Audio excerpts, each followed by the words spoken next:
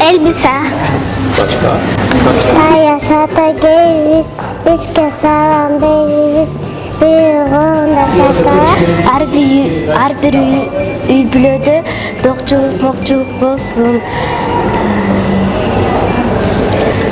Kırgızstan жақсы mamleketten bolsun. Yüksek sesle kolye. Kolye. Eldiven. Nasıl bir kolye olur? Жаңжылық қандай белектерді алғың келеді?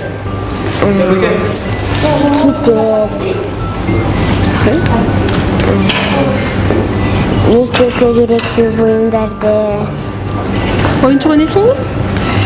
деген. Oyuncuk қалабайсың ба? Yeni yılda hepinize mutluluk ve barış diliyorum ve yeni yılınız kutlu olsun. Bütün fakir çocukların yemekleri olmasını istiyorum. Ölmesinler falan istiyorum. Sonra bütün Türk İslam'la huzurlukla, barış ve mutlulukla yaşatmasını istiyorum. Başka bütün herkesin çok iyi anlaşılı olması. Жаңжылда қандай белектерді қалайсың? Жаңжылда аяздасам не берсін? Parank, Қайсы подарок қойсын? Не берсін? Шоколад, көйлек, не қалайсың? gülük.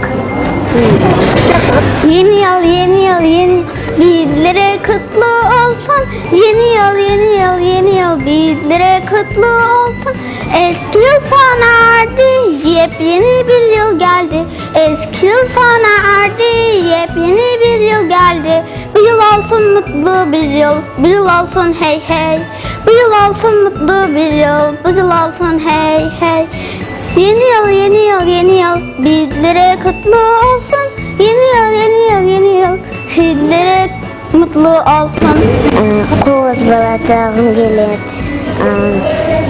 Konfet, oyuncuklardı. Mektepke kerekli buyumlardı, kitaplardı. Da көптөгөн жакшы нерселер сурагым келет. Мамалак. Жаңы жылыңыздар менен.